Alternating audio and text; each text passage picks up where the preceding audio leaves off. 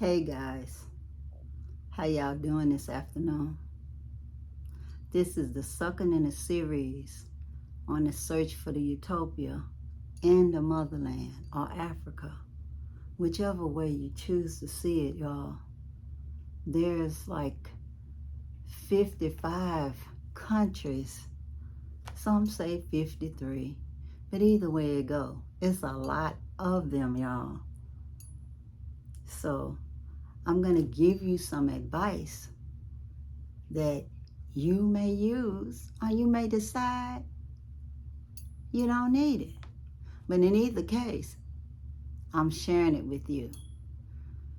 This may be the last of the series, y'all, because of the response to the first one wasn't what I expected. And this takes a lot of research to do, y'all. I'm monetized by YouTube, and I ain't getting nothing from them yet. Please don't give me tips other than through Cash App or PayPal, because then I'll actually get it in my lifetime. Y'all, that algorithm is not sharing it, and the people that's watching is not sharing it. So let me just give you this information for free. For free. Some people are charging for their little counseling service. And guys, it wouldn't be fair for me to do such a thing, because I've never personally lived in the motherland more than 6 months at a time. So I cannot tell you about moving permanently to the continent, because I've never lived there permanently. Because I think 6 months is a good amount of time, but it's not permanent. And believe me, y'all, if you're going from one country to another as a permanent tourist, you can't realistically give people advice on living there.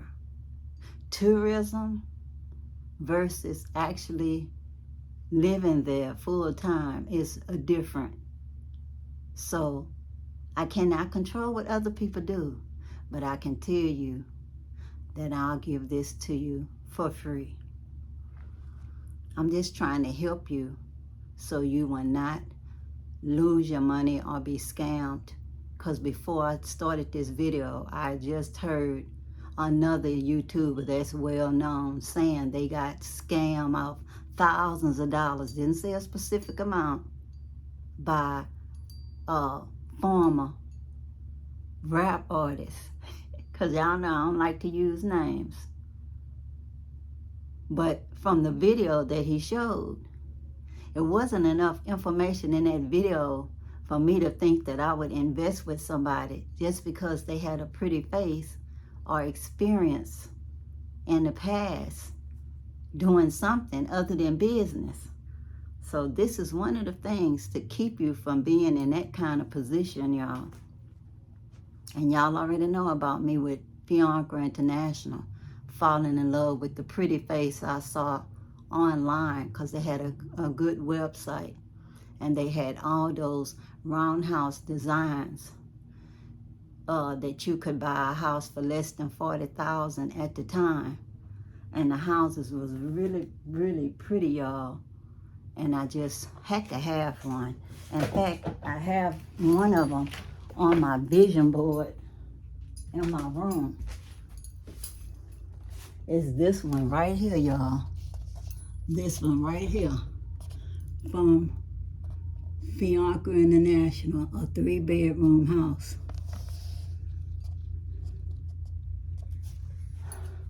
So that was the pretty face that I fell in love with, y'all. When I went to their site in Ghana, I never saw that particular model. They had some houses there that were nice, and the ceilings were nice.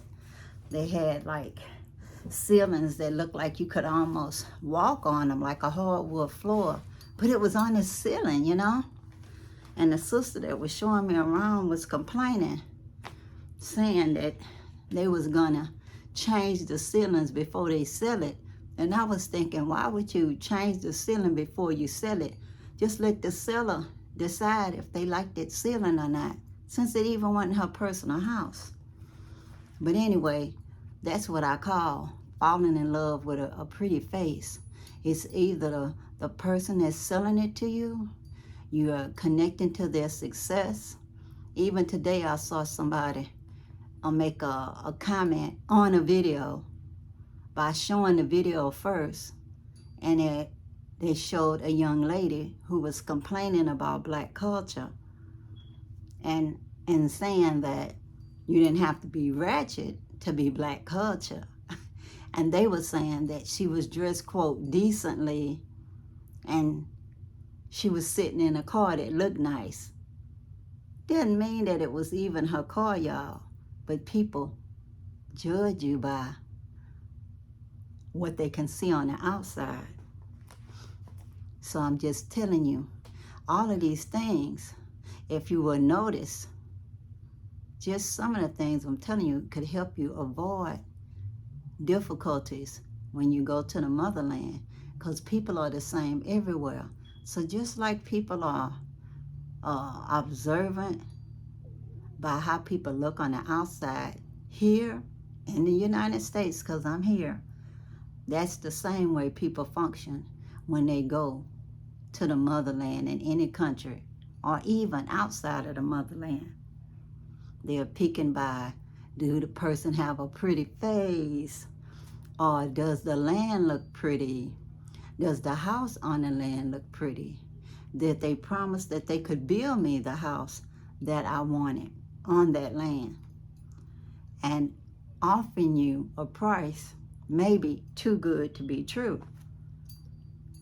So let's say on this Utopia series number 2, we're going to cover the cost of living, the real cost of living. Y'all, don't let anybody give y'all a superficially low amount of money that you can live on, because it is no way you're going to go to a foreign country where you don't know anybody and nobody going to just hold your hand and ride all these different cheap modes of transportation so you can learn how to get from A to B by yourself. There is no organized bus system for you to think that it's easy to get around like that. That's why I always say that it's better to just pay for your taxi in advance, make arrangements in advance for somebody to pick you up at the airport where you can be safe to get where you're going. And then after you're there, still, if you like that taxi, you feel safe, make arrangements for that taxi to be able to take you where you want to go. They can just wait for you so you can get what you need safely, y'all. It's about safety. Because I've been hearing so much about people giving all of these scare stories about people being unalived when they traveling. And of course they be using the example of women. But y'all, they don't even know what really happened. They just making up stuff.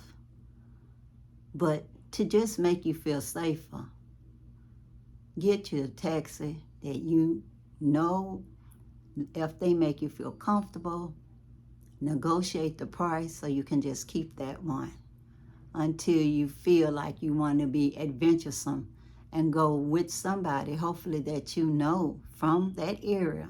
Maybe your neighbor or something that after a while you get used to them and you want to go, but you know it's going to be on you. So you'll be paying for your trip and their trip to go in these local modes of transportation. But they'll be serving as your guide, so you'll be getting a 2-for-1. And try to give them a little tip too for the time that they gave you that day.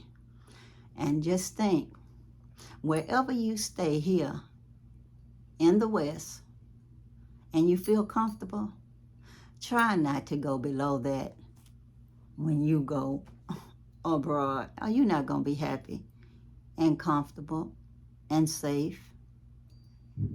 Not saying you have to live in a gated community with air conditioning, but even if you're living in a house, No, it is not cheap, no matter what nobody tells you. They're not going to ever tell you how much they spent for where they were. I'll tell you, use the Airbnb app that I use. It's free to get, and then you just know your budget. Go on there and shop for what you want, whether it's a house, a condo, apartment, then you'll be safe. But if you want to go through somebody that you just met, whether online or whatever that you think you can trust, then go with them and look at the apartment or the house, knowing quite well once you pay in advance 6 months to 1 or 2 years, if something breaks, you're going to fix it all. You're going to fix it. Because you may not be able to find a landlord to fix it. That is not something that's like Airbnb or any of those registered apps where you can complain. When you're in the motherland, what you see is what you get. So if the stuff keep working, that's good. But if not, you may not be able to find a person to complain. So what's the real cost of living? Think you need your transportation costs, your food costs. And don't let nobody make you think that the food is really cheap. It is not. It is no cheaper than here. Go through my videos and see what I ate. And y'all, I'm a retired nurse, so I spend money here when I go to eat because I try to get healthy food. But anybody can decide what's their budget when they're trying to buy food. You can go to the women's market, but you still have to learn how to negotiate for the food. And by all means, learn some of the culture, y'all. Not saying y'all have to learn the language overnight, but please, if that's all you know is English, move somewhere, even if it's just for extended stay visit, where they at least speak some English, so you can learn something without needing an interpreter all the time. And then you'll feel in some kind of way because of how they looking at me or she looking at me. You'll actually be able to understand what somebody is telling you, so you won't have to imply they said something that they didn't even say. You know, you're not a psychic to know what they're thinking. But they have all kind of different cultural events. If you're a sociable person, you may be invited to some of those events. And if you are, go ahead and go. And by all means, ask them if it's okay to take pictures or video, and they'll let you know yes or no. And if you go traveling, please go on the website, look and see what they consider as the cultural must-haves, so you won't feel like you insulting somebody when you go to these cultural events. If you're a female, please notice what they consider modest dress, so they won't think you're a loose woman when you go to the event. And by all means, don't talk down to someone or do a bad video about somebody after you've gone to their event and they allowed you into their house with an open mind, being kind to you. And if somebody offers you food for free, eat, y'all. Please eat. But please insist on giving them a little something inside of their hand, because that food that they spent is money. Food costs money. And even if people say, no, that's okay, please give them something. Something just to say thank you. Food costs money, y'all. And folks have to work hard for that. Go on the website, y'all, and learn the rules of the country. Don't get yourself in trouble going over there trying to go off on somebody. Because we don't do this in America. Oh, no, we don't do this in the UK. Oh, no, we don't do that.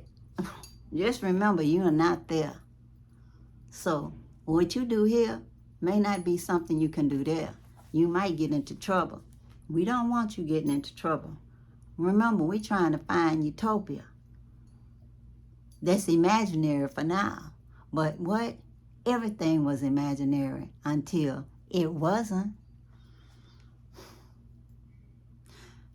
Visit first. I keep saying visit first because I mean that. I don't want to hear anybody say, I watched your videos and it seemed easy, so I packed up all my stuff and moved. No, you wasn't watching me because I haven't done that. So now you wasn't watching me. I don't know who you was watching, but it wasn't me. Because I tell you, don't do that. Visit first so you can see even if you like the place, if the weather suits you, if the people suit you, can you get along with the people? Compare oranges to oranges. I used to get sick and tired of hearing some of the stuff when I was growing up as a teenager on what this one does and that one does. And I'm thinking, it's not me. Hearing about the neighbors, what would the neighbors say? And I'm thinking, it's not me. Can I just worry about me for a change and what I'm doing? Trying to do the best I can. And when people doing the best they can, that's about all you can expect from people. Don't feel like a victim when you're traveling, y'all. Because if you're going to say you feel oppressed in your home country, just say the U.S. or U.K., and then you turn around and go to another country and then say, they think they better than me. Oh, they treat me like I ain't nobody. Oh, they think they got power because they're in that little job. I ain't going to pay them no scam money. I'm not going to pay them no tip for them to get nothing done for me. They supposed to do it because it's their job. Guys, have some empathy when you're traveling abroad. And lots of times people work so hard and don't get paid but once a month. And once they get paid, it might just be enough to feed them for the month because of such low pay. That is a motivation when somebody gives people a tip. And it ain't like it's hurting somebody. If you got to complain about giving somebody a tip, it might not be a good time to move to a foreign country. I don't think so. Just consider it that you're lobbying to get your needs met. The lobbyists in the United States spend money all on Capitol Hill everywhere trying to get the senators and the congressmen to do what they want. They spend a lot of money on parties and every other thing. We're not asking you, I'm not asking you to be giving no party to your people that's helping you, but to give them a thank you if they do it faster. I don't see nothing wrong with that. And surely not making a video about it, because guess what? When I'm watching the video, anybody else online can watch a video. And I certainly wouldn't feel very good if I saw that you made a video talking negative about me. You know, I just wouldn't. Please remember, guys, there is no get-rich-quick scheme. Remember? There's no get-rich-quick scheme. Think for yourself. When you're listening to people online tell you to form all of these groups online, whether it's WhatsApp or whatever, you still don't know these people, y'all. It's risky. Risky. Businesses are risky. Don't invest money that you're not willing to lose. I'm telling you the truth. Don't invest money you're not willing to lose. People tell you up front what they're about. Believe them. When you hear people tell you how much money they have, think, how did they make that money, y'all? Some stuff is not all clean money. So what would you do to try in that quest to get fast money? It takes time to build relationships. Time to build relationships. You need to know about the people that you're doing business with. I wouldn't even do investments because the investment guy, I would never get to see his face. And he was guaranteed nothing to me. It said it in writing that even if they lost all of my money in the investment, that it was nothing I could do about it. And y'all, it was a regular investment company like Fidelity or whatever, mutual funds people. They said that the investment guy could lose all of your money. So I told him, that's okay. I'll invest my own money. If I couldn't see him face to face, the person that could lose 100% of my money without him having to pay it back, I'd rather invest the money myself. And if I lose, I lose. At least I have my own self to blame. So I made sure I invested in things that was not high risk. Maybe not high return, but guarantee you not high risk. I know too many people that lost thousands of dollars in a week because they was doing stuff that was supposed to be a good return on their money. Instead, they lost a lot of their money. Do your research before you start a business in Africa or anywhere else. Have an understanding of the culture when you're there, a respect for the people, where you're going. Learn the language if it's something different other than what you know. And did I say respect the people? And by all means, I'm telling you again, don't do videos dissing folks. You're going to regret that. They're going to pull that right up and put it in your face or just treat you different because of the stuff you said derogatory about them on the internet. Build relationships is the best thing I found in my life, y'all. Networking is essential for success in business, in Africa or anywhere else. You get to know the people in the industry, and you don't have to kiss their ring or nothing, but you should treat them with respect. Build relationships with potential customers, partners, and investors. It's not we met online kind of a thing. We talked on the phone a lot. I don't even care if it's Zoom meetings. It's not the same, y'all.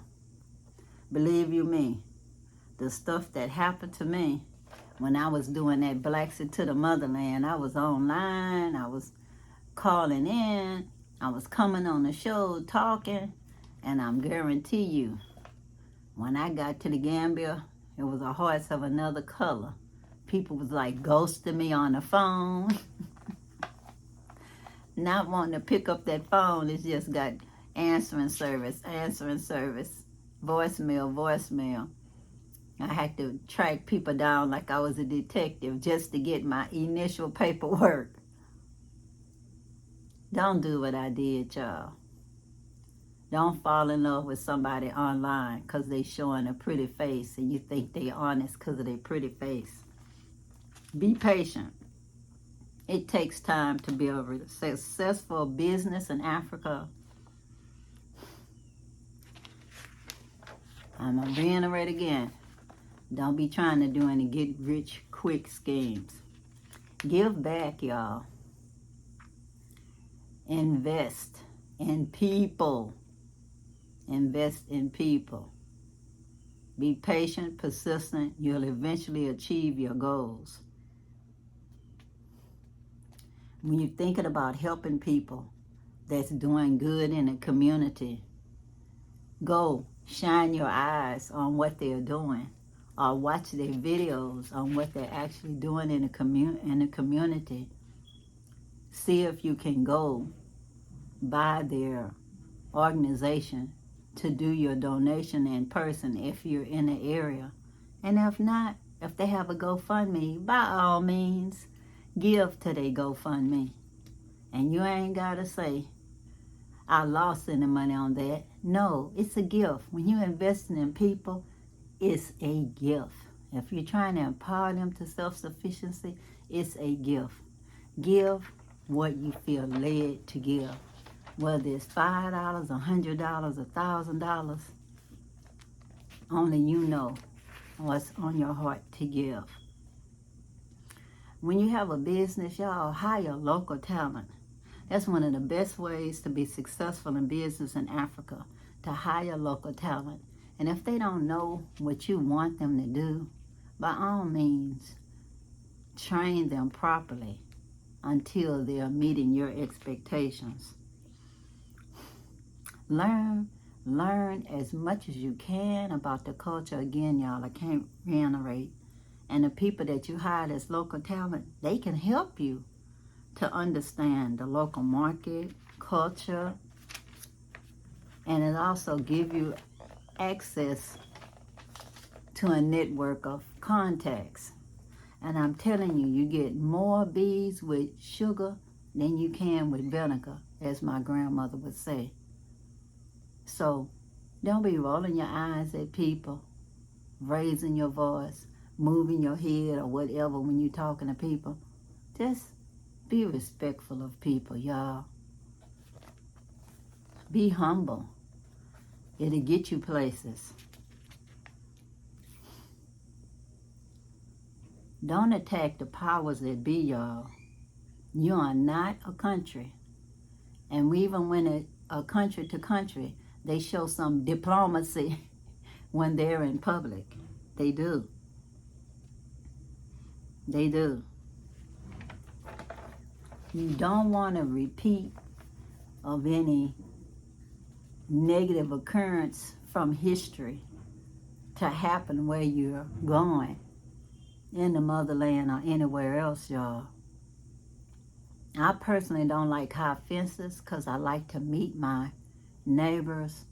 I don't like the idea of people putting those high fences with barbed wire and electricity and make videos laughing, talking about, oh, we gonna fry the you know what out of somebody. They're your neighbors, y'all. They're your neighbors. Cause no harm. Cause no harm. Don't try to show off with just mansions everywhere when everybody else looking like they in poverty. That's a bad idea, to go into a community where people are very poor and to build mansions all over the place and feel like you're doing okay because you're hiring them. That's a servant position. That's not a position of power. That may make enemies in the neighborhood instead of allies. Just because you give away food on Sunday or whatever does not endear you to people. Empowering people to self-sufficiency so they can get to the next level and learn to feed themselves is a lot better way. And just imagine the connection that you eventually build over time. It may help bring in new business, find other partners, and help you raise capital. I can't say more times, be culturally sensitive when doing business in Africa. It's important to be culturally sensitive. This means understanding the local customs, traditions, and respecting the people you do business with. Be patient, persistent, It takes time to build a successful business in Africa. Don't get discouraged. If you don't see results immediately, just keep working. Keep working hard, and eventually you'll achieve your goals. That's what I think about when I work on my pet project, the HYBASIA Food Forest project, which is helping your brothers and sisters in Africa. I just focus on that purpose, y'all, to empowering my brothers and sisters to self-sufficiency through education, that permaculture education. And then we just be persistent every Sunday. Slowly by slowly, we'll do it. We're showing proof of it by putting out the videos.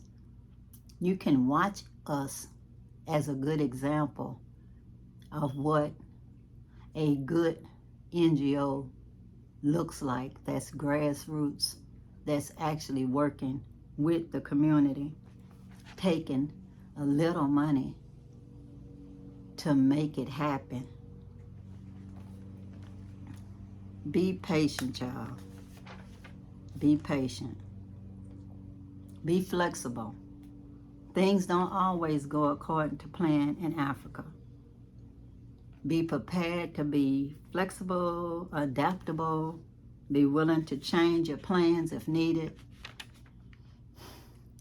When you're entrepreneurial, you can think of all of the opportunities on the continent, but you have to be willing to what? Take the risk and think outside the box. You can be successful in business.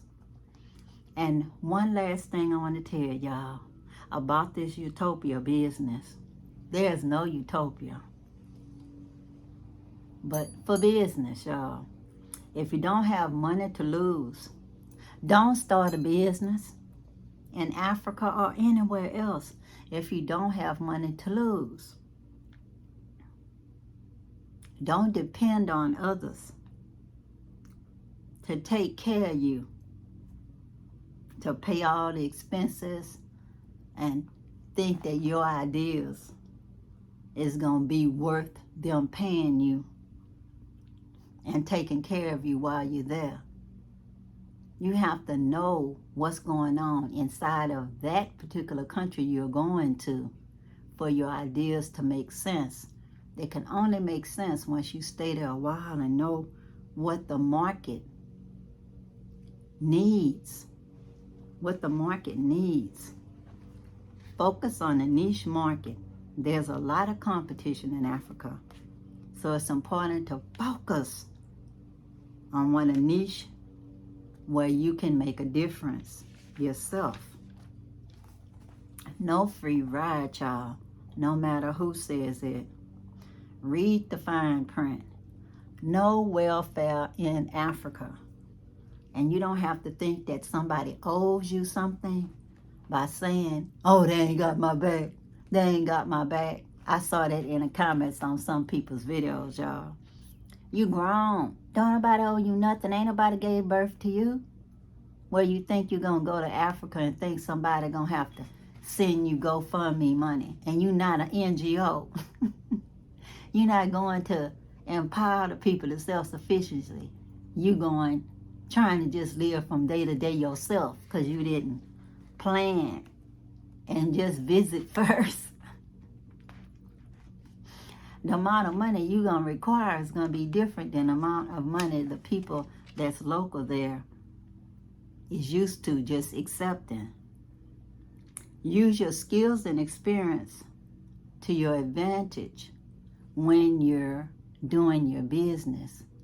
But don't do your business time you get there, y'all. Study the market. If you have skills and experiences that are in demand in Africa, use them to your advantage. They will give you the competitive edge. Be a good partner if you're working with local partners. Be respectful of the culture and the ways of doing business. And that's all I can say for now, y'all. I already told y'all how to give back. You just invest in the people. You think of, am I feeding somebody for today and tomorrow they still gonna be hungry? Or if you're empowering them to fish for the ones who want to empower us so we can keep on working on food security in Jambanjeli, the Gambia. I will leave y'all a link below to our GoFundMe campaign. Y'all, as little as $5 will make such a difference. But if you can do more, it even make a better difference, more of a difference. We do slowly by slowly, which is something I learned, y'all. That's pay as you go.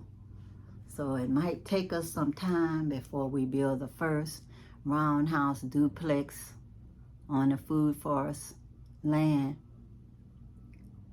But guys, the food forest itself is growing by leaps and bounds in just 1 year.